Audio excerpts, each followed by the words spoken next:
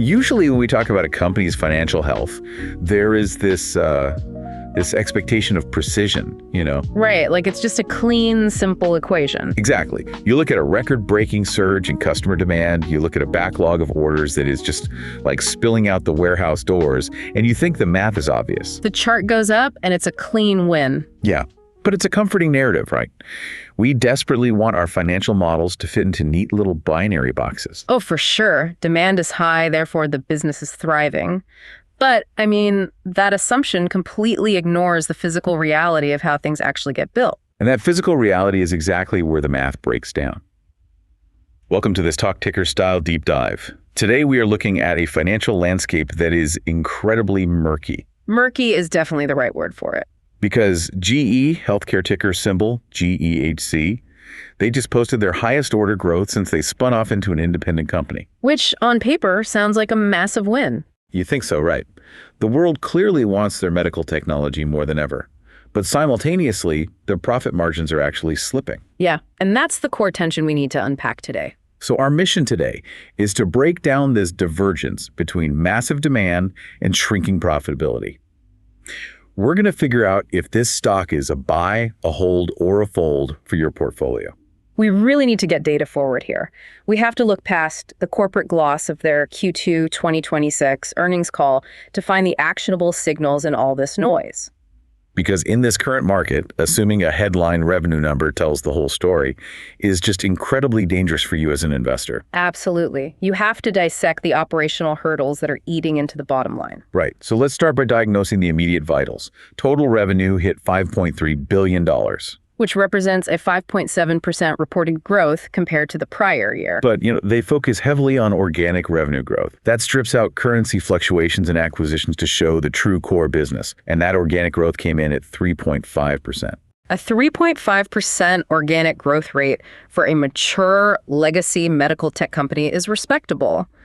But honestly, it masks a really heavy imbalance. Yeah, that growth was almost entirely carried by two specific segments, which we'll tear into shortly, because they're basically subsidizing the rest of the operation. Let's move further down the income statement, though. What did the earnings look like? So their adjusted earnings per share, the EPS, came in at $1.13. That actually beat Wall Street's expectations with a 6.6% year-over-year growth. But the number that really jumps off the page, the metric that shows that surging demand you mentioned, is the organic orders growth. Right. It hit 11.1%, which is wild. It really is. To contextualize how staggering 11.1% is, you have to look at the historical benchmark. Management noted on the call that mid-single digits, maybe 4 or 5%, is their typical expectation. So hitting double digits implies hospitals aren't just like replacing old equipment on a standard depreciation cycle. Exactly. They are actively accelerating their purchasing timelines just to get their hands on new capabilities. And that aggressive behavior has swelled GEHC's backlog to a massive $23.9 billion. That's an increase of $2.6 billion compared to last year, and up $2.1 billion sequentially just from the first quarter. Their book-to-bill ratio now sits at 1.15 times. For anyone managing a portfolio, book-to-bill is a classic health metric for manufacturers. Yeah, it literally means for every $1 of product they build and shipped, they booked $1.15 in brand new orders. Right. It basically guarantees future revenue visibility. Yeah. They're filling the bucket faster than they are draining it. But here's where we have to unpack this. I look at these backlog numbers and I think about owning a highly rated restaurant. Oh, I like this analogy. Go on. Having a $23.9 billion backlog is like having a line of customers wrapped entirely around the block. From the street, the business looks totally unstoppable. Because you have absolute certainty that people want to buy what you're cooking. Exactly. But a line around the block doesn't translate into cash in the register if the kitchen is broken. Ah, right. If the ovens are malfunctioning, or the prep cooks are waiting on ingredients stuck in transit. Yeah, and you are paying massive overtime just to keep the doors open. You aren't actually making money. You're just accumulating frustrated customers and burning capital. And that mechanism of fulfillment, the kitchen actually cooking the food, is exactly where GE Healthcare is struggling right now. Because when you look at the profitability metrics, the costs of maintaining that kitchen are rising much faster than the revenue from the meals. So let's talk about those rising costs. Yeah. Break down this margin compression, because this is where the shiny headline numbers really start to lose their luster. We need to look at the adjusted EBIT margin. EBIT stands for earnings before interest and taxes, which gives us a pure measure of their operational profitability. Before any accounting tricks or financing costs muddy the waters. Right. And their adjusted EBIT margin dropped 40 basis points year over year, landing at 14.2%. Meaning, for every $100 they bring in, they are keeping 40 cents less in operating profit than they did a year ago. They are selling more volume, but their efficiency in converting those sales into profit is actively deteriorating. And that deterioration stems from this brutal combination of internal supply chain bottlenecks and macroeconomic inflation. But before we get to the physics of those bottlenecks, there is a hidden trap in that $1.13 EPS beat we need to acknowledge. The beat that supposedly proves they are navigating these headwinds fine. Exactly. The quality of that earnings beat is actually highly questionable. It was not driven purely by selling more scanners or making factories more efficient. Wait, really? Where did it come from then? Well, that $1.13 included a specific 4-cent benefit from a recognized refund related to IEPA tariffs that were incurred way back in the first quarter of 2026. IEPA being the International Emergency Economic Powers Act. So they paid a government tariff earlier in the year, successfully petitioned to get that money refunded, and booked it as a boost to Q2 earnings. Right. That's an accounting victory. It's not an operational one. Wow. Okay, so it gets thinner. It gets much thinner. On top of the tariff refund, they benefited from a favorable year-over-year tax rate, which added another 2 cents to the EPS. So out of that $1.13, 6 cents were essentially just regulatory and accounting benefits. Exactly. If you strip out a tariff refund and a tax break, that earnings beat suddenly looks entirely flat. The actual business of building and selling medical technology didn't beat expectations at all. The tax department did. And this reality shows up glaringly in their cash flow statement. Their free cash flow for the quarter was reported at $68 million. But that figure included $107 million in those tariff refunds. Yeah, so if you pull the refund out, they actually had negative operational cash flow for the quarter. They literally burned cash. But why are they burning cash if demand is so incredibly high? Because of working capital investments. When you have a $23.9 billion backlog, you have to buy massive amounts of raw materials, steel, copper, microchips, to prepare to build those orders. So you are laying out cash today to build inventory for revenue you won't recognize for months. Precisely. It severely squeezes your cash conversion cycle. This sets up the core tension we need to resolve for the listener. You have a company with undeniable, raging global demand. But the cost to fulfill it is rising and margins are shrinking. We have to figure out if this is just a temporary macroeconomic speed bump or structural flaw in how their divisions operate. Let's get into the story behind the numbers then, because when you look at the division breakdown, it is highly polarized. It's a tale of two entirely different operational realities. Existing under the exact same corporate umbrella. Yeah. Let's look at the three main segments. First, you have Pharmaceutical Diagnostics, or PDX. This division rocketed up 14.6% organically. Massive win. Huge win. Then you have Advanced Imaging Solutions, or AIS, which is their huge legacy equipment business, CT scanners, MRI machines. That division grew a very solid 5.0% organically. And in mature medical markets, pulling 5% organic growth on multi-million-dollar capital equipment is incredibly healthy. But here's where it gets really interesting. You have the third pillar, Patient Care Solutions, or PCS. This segment makes patient monitors, anesthesia systems, maternal infant care devices. And this segment completely tanked. Organic revenue declined 13.5% year over year. The revenue decline is bad, but the profitability collapse is what should really alarm investors. The PCS segment posted a negative $26 million EBIT. They lost $26 million in a single quarter selling standard hospital room monitors. To contextualize that collapse, in the same quarter of the prior year, that specific division generated $60 million in profit. So they experienced an $86 million negative swing in profitability in just 12 months. I am genuinely struggling to understand the logic here. How does a massive corporation successfully ramp up cutting-edge AI and complex radioactive drugs, but completely fail to build basic patient monitors? It's wild, right? Patient monitors are the most ubiquitous pieces of equipment in any hospital. Exactly. How are they losing money on them when hospital demand is generally surging? Well, the irony is that the PCS decline has absolutely nothing to do with a lack of demand. Hospitals haven't stopped buying GE monitors. Management specifically pointed out that orders for the PCS division actually grew in the first half of the year, didn't they? They did. They have the orders in hand, but they just can't turn them into revenue. Because they are trapped in a pure operational bottleneck. It is a fulfillment crisis driven by component shortages. They simply cannot source the specific microchips, specialized sensors, or basic electronic components required to assemble the monitors and ship them. This requires us to dive into the mechanics of fixed cost absorption in manufacturing, because that's the only way a division swings to a $26 million loss while holding a massive order book. Let's break down how missing a $2 sensor destroys the margin on a $10,000 monitor. Please do, because I think a lot of people miss this dynamic. In a manufacturing environment, your cost structure is heavily weighted toward fixed overhead.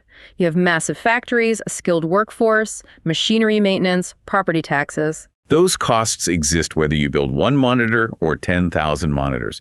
The overhead is static. Exactly. When your supply chain is healthy, you run the factory at 95% capacity. You spread that massive fixed overhead across 10,000 units, the cost per unit drops, and your profit margin expands. But if a supplier suddenly can't deliver a specific microchip, your assembly line just stops. You can have 99% of the parts required to build the monitor, but you can't ship it without the chip. So your production volume plummets. Yeah. But your fixed costs remain identical. You are still paying the lease on the factory. You are still paying the assembly workers to stand there waiting for parts. Now you are forced to spread that massive fixed overhead across only 1,000 units instead of 10,000. So the cost to produce each monitor skyrockets, completely wiping out your gross margin.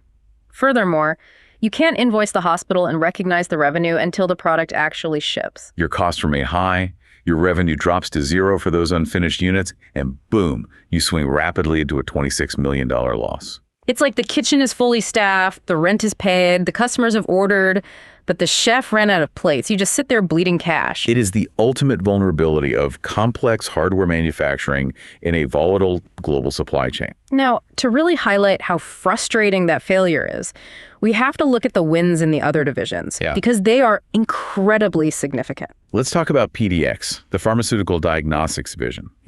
Up 14.6% organically, and their EBIT margin actually expanded 30 basis points to nearly 30%. This division is practically printing money right now. It is functioning as the economic engine for the entire company, and the mechanics driving that growth are fascinating. PDX is surging because the global demand for contrast media is literally outpacing the total global supply. Contrast media being the iodine-based dyes they inject into a patient's bloodstream before a CT scan or an MRI, right? So the radiologist can actually see the blood vessels. Yeah.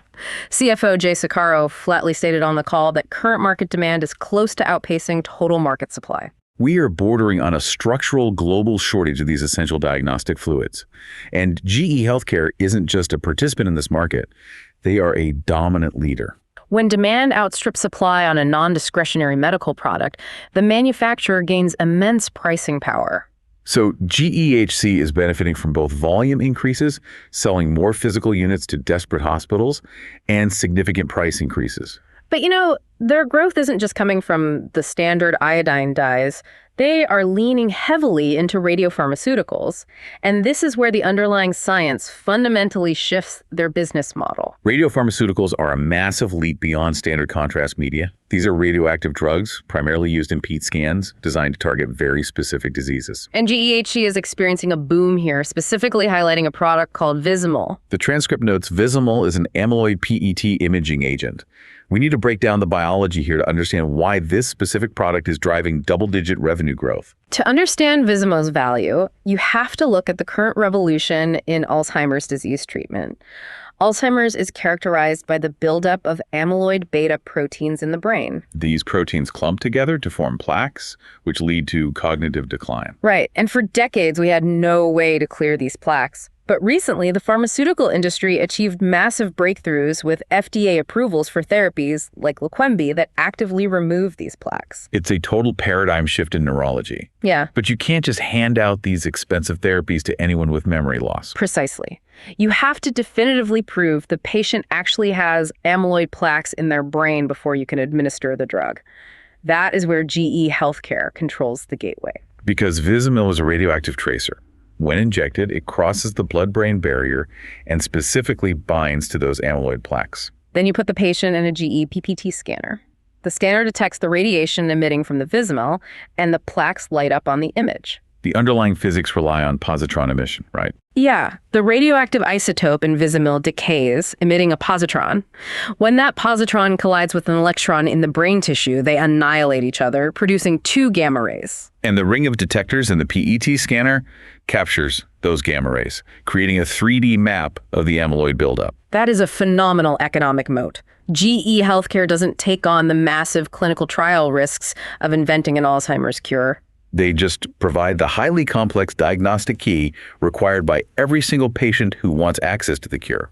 It's like selling the highly specialized proprietary ink required to print lottery tickets. You don't care who wins the jackpot, you just profit from the massive line of people playing. It is a brilliant strategic position. As these new Alzheimer's therapies roll out globally, the demand for Vizamyl scales proportionally. And they are replicating this exact strategy in cardiology with a product called Flyrcado. CEO Peter Arduini was incredibly focused on Flyrcado during the call. He pointed out that for the week ending July 24th, 2026, they reached 545 weekly doses of Flyrcado. Which is a 40% increase since April. Tracking a product by the weekly dose on an earnings call is highly unusual. Why are they measuring it this way? Because Flyrcado is another radiopharmaceutical tracer, but designed for cardiac perfusion imaging evaluating blood flow to the heart. Tracking it by dose highlights the extreme logistical complexity. Because these radioactive tracers are governed by the laws of physics, specifically radioactive half-lives. You cannot mass-produce Flyrcado and store it in a warehouse for 6 months. Right, because it's literally decaying the second it is created. The primary isotope used in many cardiac PE tracers has a half-life of just 110 minutes. Wait, 110 minutes. So from the moment it is manufactured, you have less than 2 hours before half of its diagnostic power is completely gone. Exactly. It requires a just-in-time manufacturing and delivery network that is incredibly difficult to replicate. These isotopes often have to be manufactured in local cyclotrons, which, by the way, GE also sells. And then rushed by medical couriers to the hospital precisely when the patient is prepped for the scan. Which explains why onboarding a hospital to use this product is so incredibly difficult.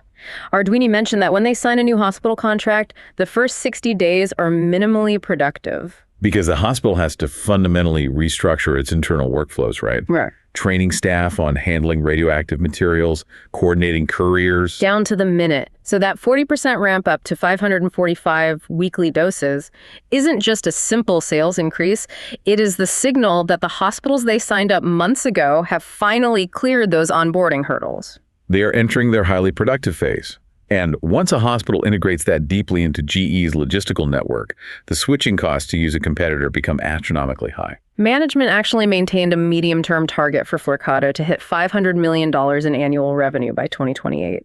For a single diagnostic consumable, that is a massive, highly defensible growth engine. The pharmaceutical side is clearly booming. But what about the big iron? The Advanced Imaging Solutions, or AIS division. Right, they grew 5%, which is solid for massive capital equipment, but they also expanded their EBIT margin by 90 basis points to 13.9%. How are they increasing profitability on 2-ton MRI and CT machines when the raw materials, the superconducting magnets, copper, liquid helium, are all subject to massive global inflation? They are expanding margins by fundamentally changing what they're actually selling. They aren't just selling a metal box anymore. They are selling the artificial intelligence required to operate it. The transcript specifically highlights True Definition DL and Vivid Pioneer. Let's unpack the mechanics here. True Definition DL is a deep learning software upgrade specifically engineered for their CT scanners. Historically, if a hospital wanted better image resolution, they had to buy a physically larger, more expensive machine. But True Definition DL uses AI to computationally clean up the image data generated by the scanner. It removes the electronic noise and artifacting, providing nearly double the image resolution using the exact same legacy hardware. So a hospital doesn't have to rip out a multi-million-dollar scanner and undergo construction. They just purchase a software update from GE that computationally makes their old scanner twice as good. And the genius of that mechanism is how GE monetizes it. It's a subscription model.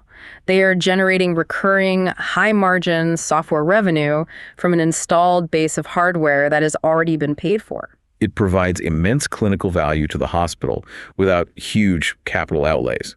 And for GE, distributing software has an incredibly high gross margin compared to manufacturing physical copper and steel. They applied a similar logic to their hardware development with Vivid Pioneer, their new cardiovascular ultrasound system.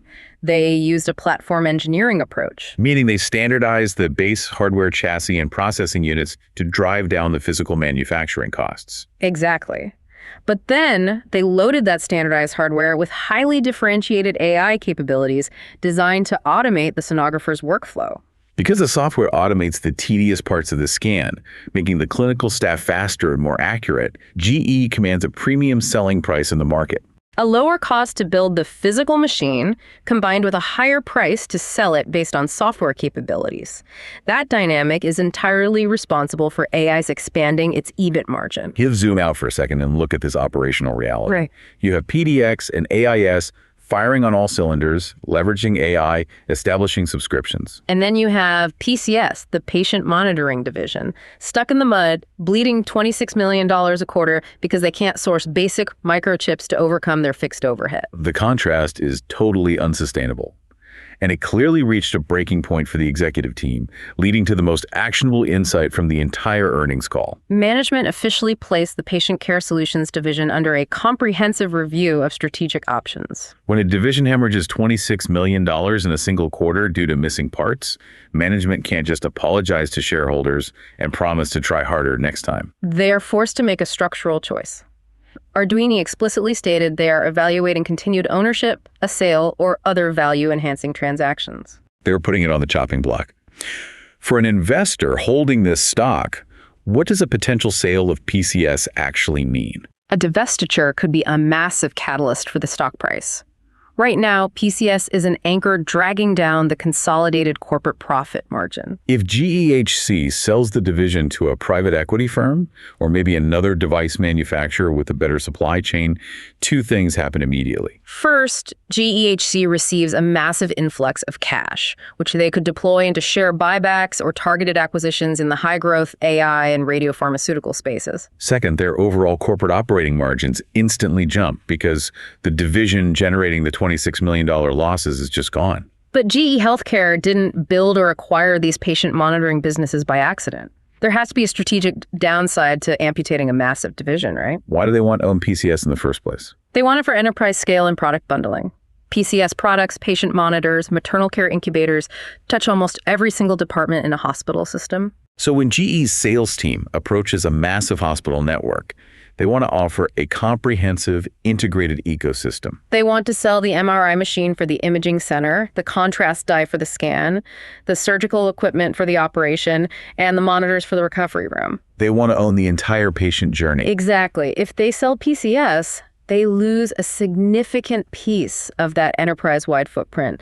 They lose the ability to bundle contracts across different hospital departments. But clearly, the raw financial math right now is forcing them to reconsider if that broad footprint is worth absorbing a $26 million quarterly loss. Which brings us to the management guidance. The immediate question for investors is whether management can actually hit their financial targets for the rest of the year. Because their guidance on this call was highly aggressive, especially given the PCS anchor, management maintained their full year 2026 targets. They expect 3 to 4% organic revenue growth. They expect an adjusted EBIT margin of 15.4% to 15.7% and an EPS of between $4.80 and $5. If you track the math from Q2 to the full year targets, you immediately spot a massive discrepancy. They just posted a Q2 margin of 14.2%, but their full year target is 15.4 to 15.7. To mathematically hit that full year average, they need a massive acceleration in profitability. They need over 300 basis points of margin expansion in the second half of the year. Are they just projecting blind optimism to prevent a stock sell-off? Or is a 300 basis point jump in profit already structurally baked into their second half operations? It was the focal point of the Q&A session with analysts. To understand how they plan to achieve this, we have to scrutinize the statements of the CFO, Jay Saccaro. But before we evaluate his roadmap, we really have to acknowledge a massive risk variable that was dropped right at the top of the call. Oh yeah, Jay Saccaro, the chief financial officer, is abruptly leaving the company. The executive directly responsible for ensuring this math actually works is leaving. It was announced directly on the earnings call. Sakaro is departing for an opportunity outside the company, and they are temporarily elevating their chief accounting officer while they search for a replacement. Market psychology dictates that when a CFO abruptly leaves in the middle of a fiscal year, specifically right when the company requires a massive margin expansion, alarm bells ring. The immediate assumption is that he sees internal data indicating they will miss the Q3 targets, and he is ejecting before the failure becomes public. C-suite transitions during periods of operational stress are always times of heightened risk. However, it is worth noting that Sakara spent a significant portion of the Q&A session vigorously defending the second half guidance. He laid out a very specific roadmap for exactly how they plan to bridge that 300 basis point gap. So let's test his math. How does a massive manufacturing company magically increase its profit margins by 3% in 6 months while dealing with broken supply chains? Sakara pointed to 3 specific structural tailwinds. First, he cited a metric called the equipment secured rate. Entering the third quarter, their equipment revenue is already nearly 85% secured. We need to define secured in this context. It doesn't just mean they think they will sell the equipment. Right. It means they already have the firm, legally binding orders in hand, the down payments processed, and the physical delivery schedules locked in. So it removes a massive amount of speculative risk from the forecast. They simply have to execute on building and shipping the backlog they already possess. Okay. Having the revenue locked in provides visibility. But what about the costs? They explicitly highlighted a $250 million inflation headwind for the year. That's $250 million in extra costs eroding their margins, driven by memory chips, oil prices, and freight logistics. And that leads to the second tailwind, which relies on the mechanics of long sales cycles. Sakaro explained that in Q1 and Q2, the company was absorbing the brunt of that physical inflation. They were paying the higher prices for freight and ships. Simultaneously, they began implementing pricing actions, raising prices on new quotes, and renegotiating supplier contracts. But there's a lag, a significant lag. In medical capital equipment, the sales cycle can take 12 to 18 months. If you quoted a hospital a price for a CT scanner 6 months ago, and they signed the contract, you are legally bound to that price. If the cost of the microchips required to build that scanner spikes today, you take the hit on the gross margin. You absorb the inflation on the old contracts. Exactly. But Sakaro argued that the painful lag is coming to an end. The legacy contracts signed at lower prices are cycling out of the backlog. The pricing actions taken in Q1 and Q2, the new contracts signed at higher prices, will finally materialize and hit the income statement in Q3 and Q4. The higher margin revenue is mathematically scheduled to start flowing. I'm also looking at their upcoming product launches for the third tailwind. Specifically, the Photonova Spectra CT platform. If standard CT scanners are low margin due to inflation, introducing a premium scanner has to drastically shift their product mix. Is this the technological leap that bridges the margin gap? It is a massive component of the margin bridge. They anticipate receiving the CE marking the required regulatory approval for the European market for the Photonova Spectra in the second half of 2026. This isn't just a software update. It is a fundamental shift in the physics of CT imaging. Let's dive into the physics here. What makes a photon counting CT so different from the legacy scanners? Standard CT scanners rely on energy integrating detectors. The X-rays pass through the patient's body and hit a scintillator, which converts the X-ray energy into visible light. And then a photodiode converts that light into an electrical signal to create the image. So there's a two-step conversion process. Yes, and that two-step process is inherently inefficient. It loses energy and introduces electronic noise, which blurs the image at a microscopic level. So what does photon counting do differently? Photon counting CT eliminates the middleman. It uses a direct conversion detector, often made of cadmium telluride. When the X-ray hits the detector, it is directly converted into an electrical signal. But more importantly, the detector is fast enough to literally count every individual X-ray photon and measure its specific energy level. So instead of getting a blurry average of the total energy, you get precise data on every single particle of radiation passing through the tissue. The clinical result is unprecedented image resolution and a significantly lower radiation dose. A radiologist can see microscopic anatomical structures, identify calcium blockages in tiny blood vessels that were completely invisible on legacy scanners. It allows a hospital to diagnose highly complex cardiac issues non-invasively, preventing unnecessary surgeries. Because the clinical value is so massive, GE Healthcare charges a significant premium. As Photonova Spectra gets approved and starts shipping, it replaces lower-margin legacy scanner sales with highly profitable technology. That mix shift organically drives up the overall EBIT margin. If you connect the mechanics, the 85% secured revenue, the delayed pricing actions, the launch of premium products like Photonova, and presumably some level of stabilization in that troubled PCS supply chain, you can see how a 300 basis point climb is mathematically plausible. Plausible, but incredibly steep. If global inflation spikes again due to a geopolitical shock, or if the PCS supply chain deteriorates further, that margin bridge collapses instantly. And speaking of geopolitical shocks, we have to discuss the macro dynamic they touched on regarding China. The expansion of VBP, or volume-based procurement. An analyst specifically asked about provincial budgets in China and the impact of VBP. What are the mechanics of this system, and how is it actively working against GE Healthcare's margins? China represents a massive critical market for global medical technology. However, the Chinese government has been aggressively rolling out volume-based procurement to control healthcare costs. The mechanism is essentially a massive government-run reverse auction. The government centralizes the purchasing power for entire provinces or even the national healthcare system. They approach manufacturers like GE, Siemens, and Philips and say, we require 1,000 CT scanners. Submit your absolute lowest price. The lowest bidder wins the entire volume contract. Everyone else gets nothing. It leverages the massive scale of the Chinese market to brutally crush profit margins and force prices down to the absolute floor. Exactly. It achieves remarkable cost savings for the Chinese healthcare budget, but it is a margin-destroying mechanism for Western device manufacturers. CEO Peter Arduini was quite transparent about this dynamic.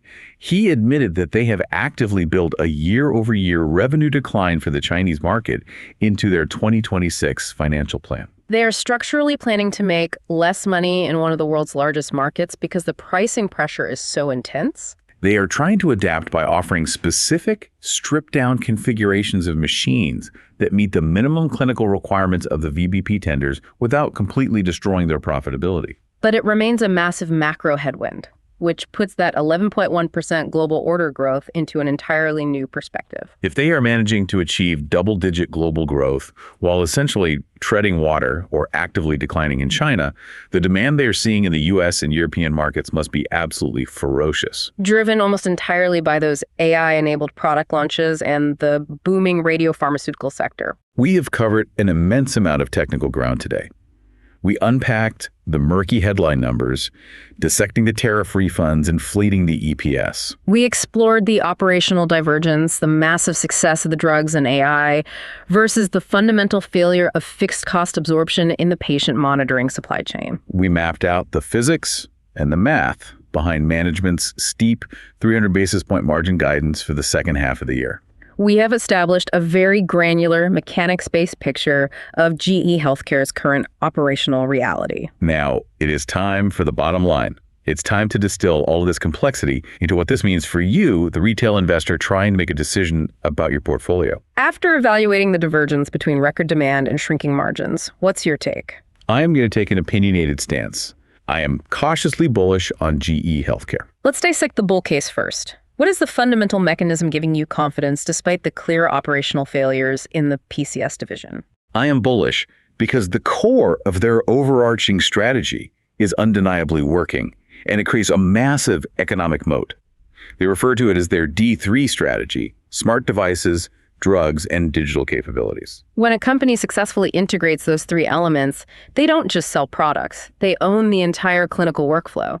Competitors cannot easily displace them. You don't secure a $500 million technology modernization agreement with Catholic Health by accident. Arduini highlighted this in his prepared remarks. The Catholic Health deal perfectly illustrates the mechanics of the D3 strategy. Catholic Health in New York wanted to drastically expand their cardiovascular programs. GE didn't just hand them a catalog of standalone ultrasound machines and ask what they wanted to buy.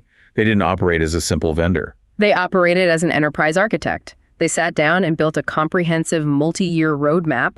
They bundled the Vivid Pioneer ultrasound systems, their interventional surgical labs, and the digital AI tools required to connect all the patient data. They solved an enterprise-level data and workflow problem. The result is a $500 million agreement that completely locks Catholic Health into the GE ecosystem for years to come.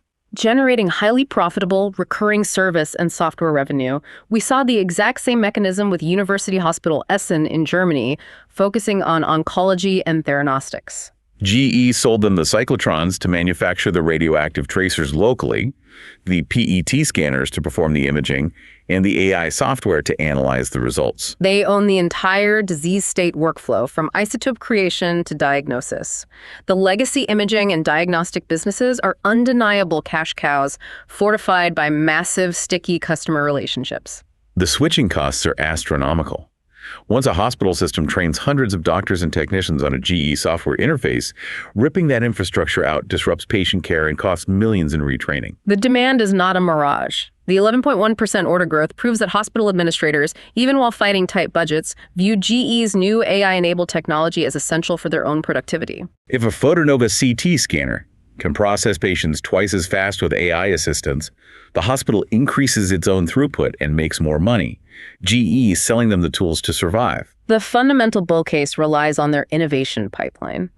As they cycle out older equipment and replace it with AI-driven platforms, their overall profitability should naturally rise. Assuming they can execute on the manufacturing side. Which brings us to the cautious part of the cautiously bullish stance. The bullish thesis remains completely intact, provided you watch two critical metrics over the next 6 months. If you hold the stock, these are your actionable signals. The first metric is the inflation headwind. You must monitor the global supply chain dynamics, specifically memory chip availability and oceanic freight costs. If another geopolitical event spikes oil prices or disrupts critical shipping lanes, that $250 million inflation estimate blows out, and their second-half margin bridge collapses entirely. But the second, and arguably more critical metric, is the resolution of the Patient Care Solutions strategic review.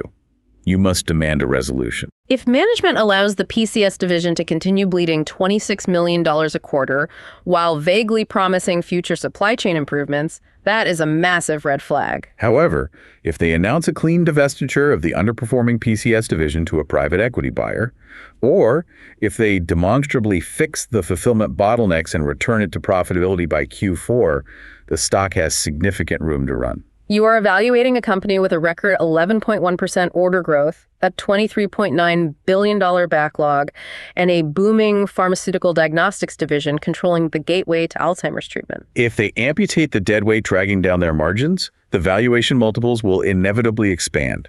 It is a classic operational turnaround scenario embedded within a massive technological growth story. Set your alerts for the Q3 earnings release. Watch the PCS operating margin and look for any announcements regarding a divestiture. That is the fundamental pivot point for GE Healthcare. And track the Flyrcado volume. If they continue hitting their targets on onboarding new hospitals to manage those 110-minute radioactive half-lives, they are cementing a highly profitable recurring revenue stream. One that is entirely insulated from the physical hardware supply chain issues. We have covered a massive amount of ground today. From the biological mechanisms of Alzheimer's diagnostics to the physics of photon counting CTs and the fixed cost traps of manufacturing logistics. But before we wrap up this deep dive, I want to leave you with a final provocative thought to mull over. Something that wasn't explicitly addressed on the call, but builds directly on the core irony of everything we've analyzed today. I love exploring the unsaid implications. What is the final thread? GE Healthcare is leaning their entire corporate identity into selling artificial intelligence to hospitals. They are selling True Definition DL and Vivid Pioneer to fix broken clinical workflows, accelerate scan times, and dramatically improve hospital productivity. They are marketing themselves to the world as the ultimate masters of AI-driven operational efficiency. That is the core value proposition of their entire advanced imaging solutions portfolio. So here's the question. If their artificial intelligence is so incredibly powerful at untangling complex hospital logistics and microscopic imaging data, can GE Healthcare utilize those exact same AI capabilities internally? Oh, wow.